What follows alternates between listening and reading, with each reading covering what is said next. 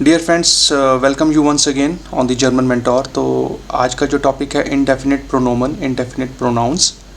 और मैं आपको आज प्रेजेंटेशन के थ्रू नहीं बताऊंगा, मैं आज आपको लाइव अपनी स्क्रीन पर एग्जांपल्स के थ्रू बताऊंगा सो दैट आपको सेशन और अच्छे से समझ में आए।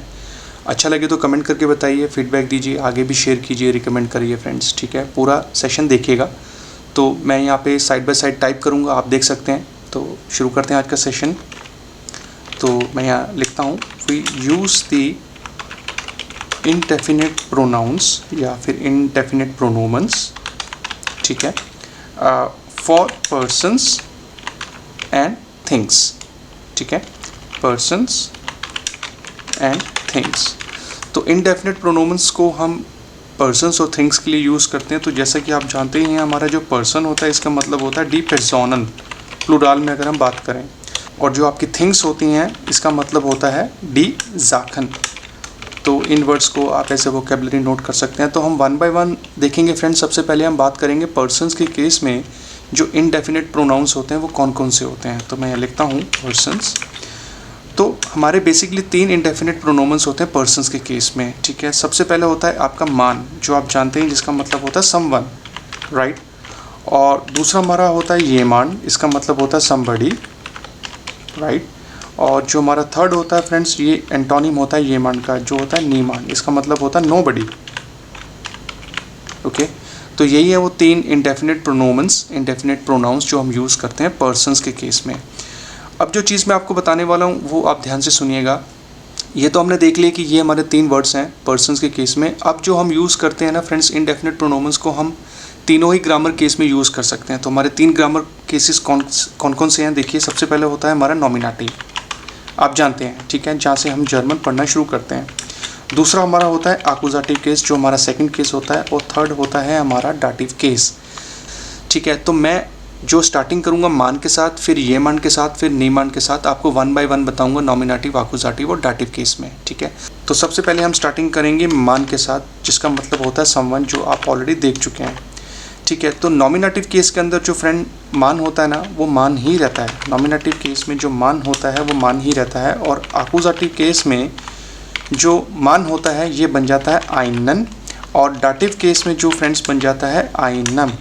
ये आपने ध्यान रखना है, ठीक है। तो अभी हम बात कर रहे हैं फर्स्ट केस मान की। तो नॉमिनेटिव में मान है, एक्यूजेटिव में आइनन है और डाटिव केस में है आइनम। अब जो मैं आपको फ्रेजेस में बताऊंगा तो आपको समझ में आएगा। तो सबसे पहले हम बात करेंगे नॉमिनेटिव केस की, ठीक है। तो नॉमिनेटिव केस में जो मान का सेंटेंस बन सकता है वो कुछ ऐसा, जैसे मैं लिख रहा हूँ आपके लिए, मान कान viele interessante Museum besichtigen, या फिर आप लिख सकते हैं बेजुकन।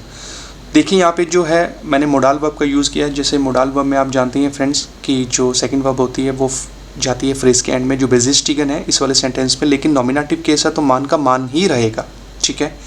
अब हम बात करते हैं फ्रेंड्स हमारे एक्यूजेटिव केस में हम जो मान है वो कैसे कन्वर्ट कर सकते हैं आइनन के अंदर। तो यहाँ पे मैं एक फ्रेज बनाऊंगा आपके लिए हाउप्टसाट्स और नेबेनसाट्स में, सो दैट आपको आसानी से समझ में आए।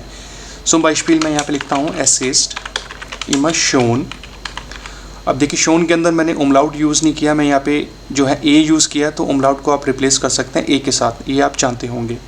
तो इसको आप बना देंगे हम कुछ ऐसा, आइनन आइन सू लाडन, ठीक है। यानी कि it is always nice to invite someone. तो जो समवन है यही आपका कन्वर्ट हो गया आइनन में, जो ऊपर मान था, क्योंकि ये एक्यूजेटिव केस है। आइन लाडन हमारी एक एक्यूजेटिव वर्ब है, तो उसकी वजह से कन्वर्ट हो गया वो आइनन में।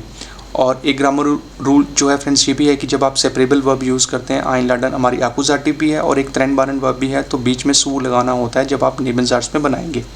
तो देखिए ये था एक्यूजेटिव केस में जो मान कन्वर्ट हुआ आइनन में। अब हम कंटिन्यू करते हैं। अब हम देखते हैं डाटिव केस में। तो इसके अंदर भी जो है मैं आपको एक हाउप्टसाट्स और नेबेनसाट्स में कन्वर्ट करके बताऊंगा। आपको जो है डिफरेंस समझ में आ जाएगा। जो ऊपर आइनन था वो अब हो जाएगा आइनम, ठीक है।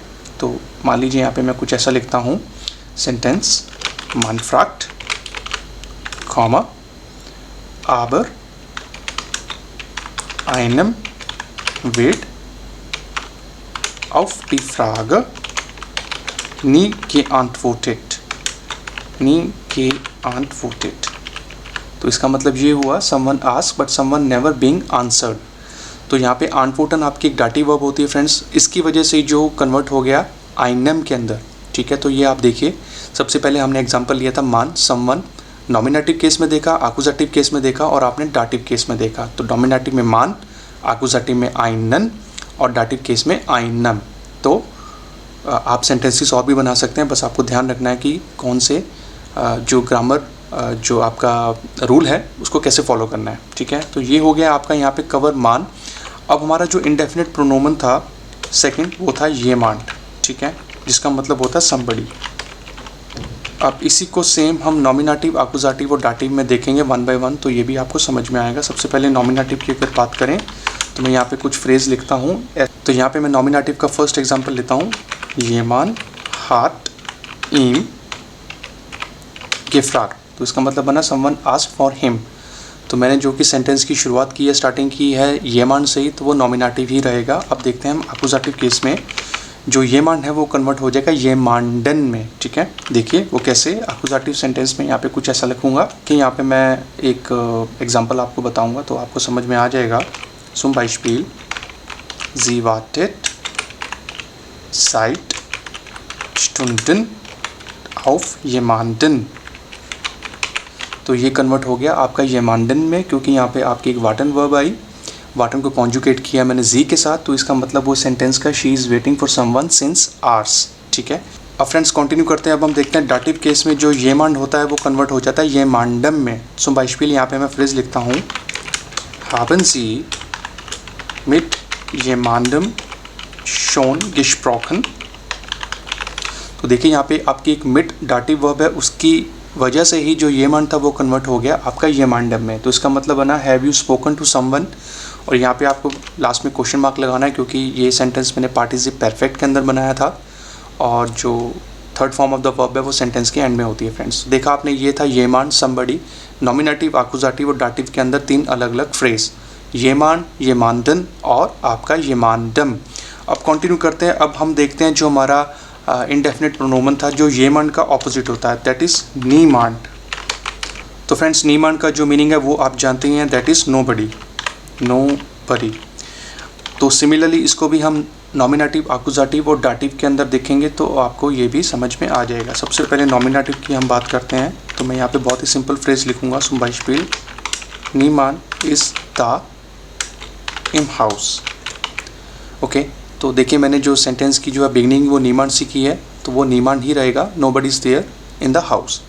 अब हम देखते हैं कि आकुजेटिव केस के अंदर हम जो है इसको जो कन्वर्ट कर सकते हैं नीमान को निमांडन में, जैसा कि आपने ऊपर ये मान के केस में देखा था।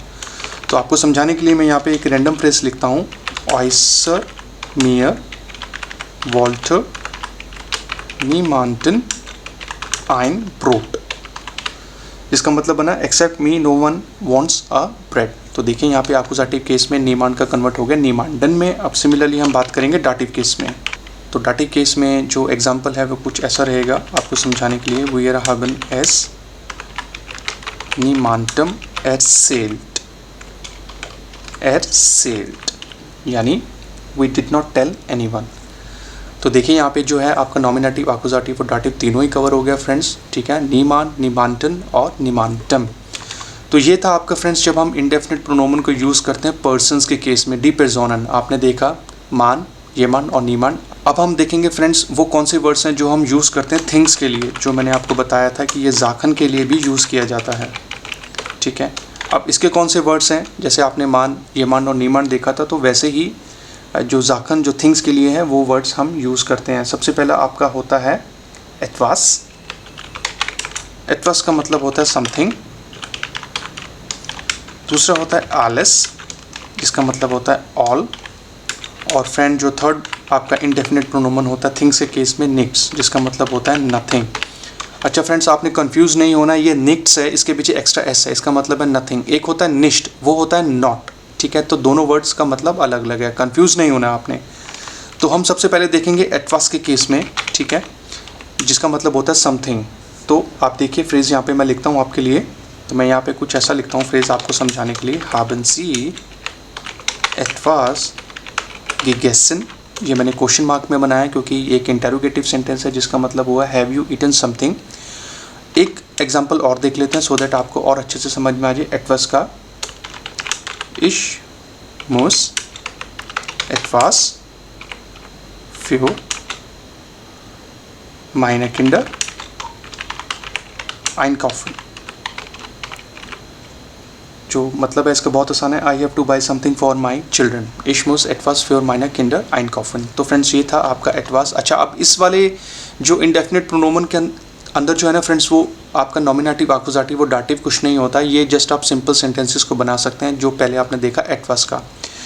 अब हम देखते हैं आलस। आलस का मतलब होता है ऑल, अपने आप के अंदर कोई कंप्लीट चीज़। ठीक है, तो इसका जो फ्रेज़ है मैं यहाँ पे कुछ ऐसा लिखता हूँ, आलस ईस्ट प्रीमा, जिसका मतलब है कि एवरीथिंग इज़ ग्रेट। बहुत ही सिंपल फ्रेज था, जस्ट आप इसको यूज़ कीजिए। एक सेकंड एग्जांपल और देख लेते हैं फ्रेंड्स, सो दैट आपको आलस का जो मीनिंग है वो भी समझ में आ जाए अच्छे से। zum Beispiel alles wird von der Zeit verändert, verändert। तो इसका जो मीनिंग है आपको समझ में आ गया होगा, everything becomes change from time to time. तो जो समय है, जो टाइम है, उसके अकॉर्डिंग सारी चीज़ें जो हैं वो चेंज होती रहती हैं। तो ये आपका कवर हो गया एटवास और आलस। और जो हमारा लास्ट है that is nits, that is nits, जिसका मतलब होता है नथिंग। ओके, तो इसका जो एग्जांपल अगर मैं यहाँ लिखना चाहूँ तो मैं कुछ रैंडम ऐसा लिख सकता हूँ, एयर हार्ट निट्स इन ब्यूरो getan, यानी कि he has done nothing in the office. एक बाइशपील और देखते हैं फ्रेंड्स, सो दैट आपको आज के सेशन के जितने भी इंडेफिनिट प्रोनोमन्स हैं वो सारे समझ में आ जाए। सो बाइशपील, सी ईस्ट मिट निट्स सुफ्रीडन। तो इसका मतलब बना she is satisfied with nothing. तो फ्रेंड्स ये था आज का सेशन जो आपने देखा इंडेफिनिट प्रोनोमन्स में मैंने आपको बताया। ठीक है, आज मैंने आपको जो है स्लाइड्स के थ्रू नहीं बताया, आज मैंने थोड़ा डिफरेंट तरीके से आपको सेशन दिया अपनी लाइव स्क्रीन के ऊपर। 1 बाय 1 आपको जो है इंडेफिनिट प्रोनोमन्स को एक्सप्लेन किया। ऊपर आपने देखा जो पर्सन्स के केस में, और जो लास्ट में मैंने आपको बताया थिंग्स के केस में फ्रेंड्स। ठीक है, तो ये था आज का सेशन। आई होप कि आपको अच्छा लगा होगा। प्लीज़ जो है लाइक कीजिएगा फ्रेंड्स, कमेंट कीजिए और शेयर कीजिए फ्रेंड्स, और चैनल को ज़रूर सब्सक्राइब कीजिए फ्रेंड्स, क्योंकि मेरे लिए यही मोटिवेशन का काम करता है। अगर आप चैनल के साथ एंगेज हैं तो मुझे पता रहता है कि आप सेशंस को देख रहे हैं। अगर इस फॉर्मेट में आपको ये सेशन, ये वीडियो पसंद आया तो प्लीज़ कमेंट करके बताइए। अदरवाइज़ मैं स्लाइड्स के थ्रू ही हमेशा पढ़ाता हूँ और प्रेजेंटेशंस के थ्रू पढ़ाता हूँ, आपको और अच्छे से समझ में आए।